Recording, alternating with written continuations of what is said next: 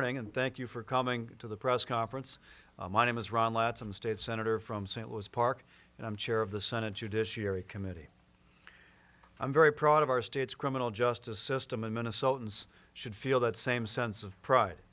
Overall, it's a system which delivers justice with great fairness and with integrity. But like all judicial systems, it's not perfect. I want to introduce two men who slipped through the cracks of an otherwise well-working system. Behind me today are Michael Hansen and Kwa Fong Lee.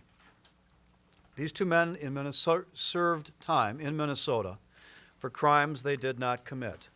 And when they were proven innocent, they were released from prison with no assistance to get back on their feet. No official apology for the wrong that was committed or that happened to them. With no money for housing, transportation, health services, or insurance, and a criminal record that is rarely cleared despite innocence, the punishment for a wrongful conviction lasts far beyond the time that someone's released from prison and innocence is proven. Additionally, there are often psychological consequences that stem from being deprived of family and friends and the ability to build a career and rebuild their private lives. Minnesota doesn't help those who've been wrongfully convicted, served time, and later found innocent to get reintegrated into society. In contrast, the federal criminal system does. They have a compensation statute, and 29 other states and the District of Columbia do so as well. That puts Minnesota in the minority of states that do not help the wrongfully imprisoned. Representative Lesch and I are here to announce that we intend to pass a state law this session that will compensate people who were exonerated for the crimes that they have been wrongfully convicted of and imprisoned for. The creation of a compensation statute is not a partisan issue, and it's not an ideological issue. We look forward to receiving bipartisan support for this effort. It's our intention to pass this during the 2014 session because it is ripe for enactment. And I will say, personally, I've seen issues when I co-chaired the Claims Committee as well that led me to believe and to do some research even at that time a number of years ago that we had a need for this statute in Minnesota. And I'm glad that we're coming forward now to make a particular push for a compensation statute. I would now like to introduce my friend and my colleague, the bill's House author, Representative John Lesch. Thank you for those comments, Senator Latz. Besides serving as a state legislator, I'm also a prosecutor in the city of St. Paul. I've been a prosecutor for 13 years, and I've seen much in the way of serving in that capacity of that side of the justice system. I have special appreciation for the work of the individuals throughout the system on both the prosecution side, the defense side, the defendants, the victims, and the lengths that we go to ensure fairness and correct outcomes. I think it's extraordinary. But sometimes, in rare occasions, something goes wrong. It's my job as a prosecutor to try to catch that. It's the job of everyone in the system to try to catch that. And sometimes it doesn't happen. But this bill is not meant to point fingers or lay blame on those who didn't catch it. This bill will simply create another safeguard into our legal system. Anyone familiar with Michael's and Kua's cases understands the justice of providing some means for them to be compensated for the time that they've served in prison unjustly. Before spending 6 years in prison, Michael had a promising career that was crushed after spending the time in prison for a crime that he did not commit. Aside from support from their families and friends, Michael and Kua had no assistance in getting reintegrated into society. The state of Minnesota actually does more to help people who are guilty of crimes and are subsequently released in order to reintegrate them and establish them as working members of society. In the cases of Michael and Kua, though, we failed in that capacity, but more importantly, because they were unjustly accused and convicted. When guilty people are released from prison, they have parole officers who help them find housing and jobs, and there's mental health and chemical abuse counseling available. Because of cases like Michael's and Kua's, Senator Latz and I are committed to passing a fair compensation mechanism in Minnesota this year.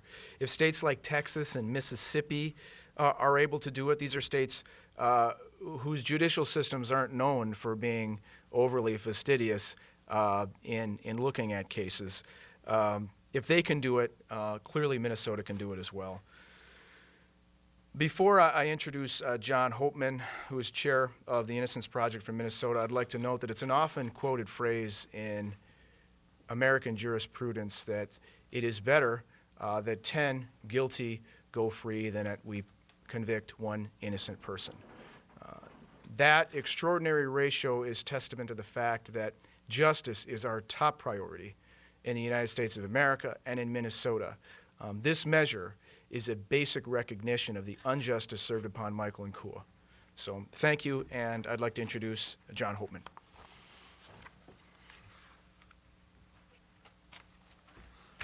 Thank you, Representative Lesch. We would like to thank Senator Latz and Representative Lesch for their support for this important legislation, which we have been interested in getting passed for a number of years. We at the Innocence Project work hard to exonerate people who have been committed of crimes that they did not commit and who end up serving time in prison that they should not serve.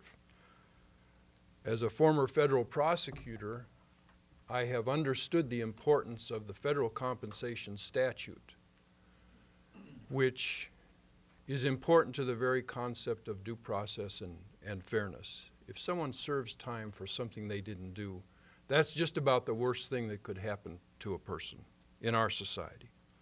And as Senator Latz indicated, the majority of states have statutes like this, as well as the District of Columbia.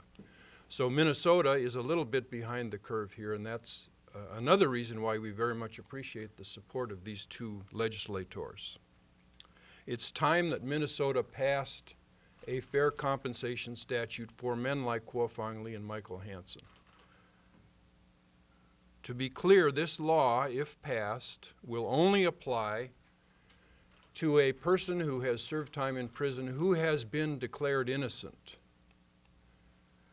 And we at the Innocence Project know firsthand that it takes an enormous time and effort and money and resources and perseverance to obtain an exoneration. It's a rare thing. In Minnesota, there have been only 2 exonerations in the last 5 years. Both of them before you today. Now, I'd like to introduce to you Julie Jonas. We're very proud of her. She's our managing attorney, and she has worked for the last several years in drafting different versions of this statute. She's put a lot of thought and effort into it, and we thank her for being here as well. Thank you. Thanks, John. I, too, want to thank Representative Lesch and Senator Latz for their leadership on this very, very important piece of legislation. I'm here today to talk just a little bit about the specifics of the bill. In particular, as John mentioned, this is for compensation only for those who are wrongfully convicted and serve time in prison. It would not apply to inmates who are released from prison on a so-called legal technicality, but rather there would be presentation at the district court level of proof of innocence in order to secure their release from prison. As John mentioned, the bar for that is very, very high. And so the requirements for receiving compensation will also be equally high. The exonerees will not receive compensation automatically upon release from prison. However, there will be a provision for services to assist them as they're released from prison. As Representative Lesch mentioned, normally when someone's released from prison, a guilty person's released from prison, they have a parole officer who will help them find housing, help them find a job, help them with mental health issues. When Kua and Mike were released from prison, they had no such assistance. Luckily, they had such strong, supportive families in the area who were able to assist them, otherwise they might be homeless. In addition, this bill would provide for a mechanism where exonerees could go through the administrative law process, and if they meet the requirements of the statute, they could receive a certain amount of compensation. The administrative law judge would base that compensation on the number of years they spent in prison, as well as proven economic loss that they might have had as a result of the time that they spent in prison, and a certain amount of money for education and retraining. The amount of money would be capped. There would be a maximum amount of money available to these exonerees. This isn't about trying to get someone rich. It's really just about making them whole and trying to put them back into the same position where they would have been had they not spent those years in prison. You know, there's been a lot in the press lately about the long-term unemployed and they're unable to find jobs and the effect it has on their cumulative earning potential over the length of their careers. And I always think about the exonerees when I'm hearing about their situation, the long-term unemployed. The exonerees, through no fault of their own, spent significant time in prison, and that's something that they've been trying to recover from. But for Kua and Mike and their families, the effect has been devastating. I agree Minnesota has a great justice system, one of the best in the nation, but on these very, very rare occasions when we make mistakes, we should have a mechanism in place to compensate the victims, like Mike and Kua, of those mistakes. I'm really happy to be here working on this today, to be part of the team that's going to try and get this legislation passed. And with that, I'd invite Senator Latz back.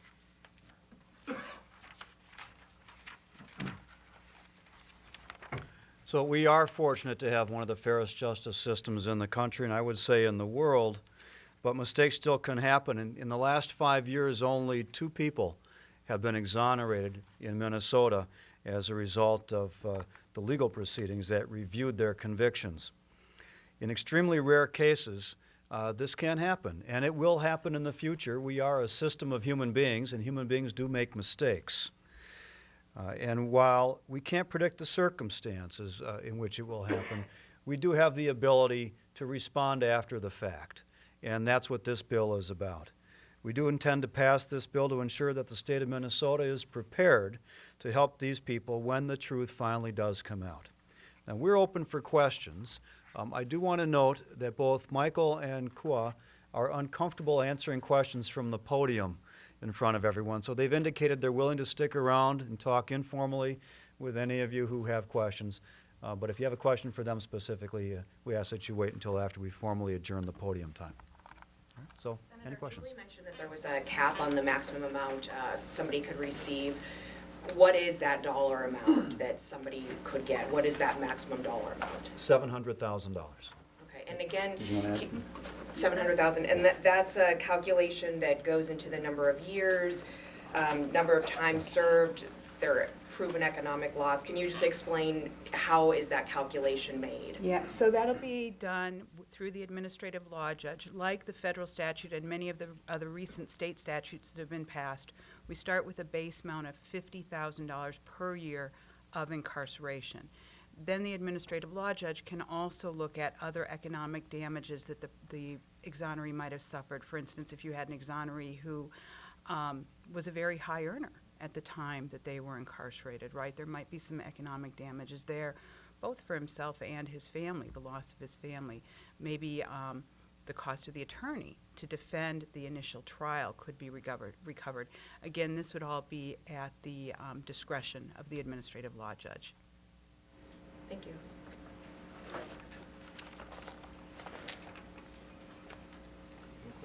Any other questions?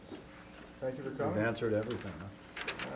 Okay, thank you for coming. Appreciate your time today.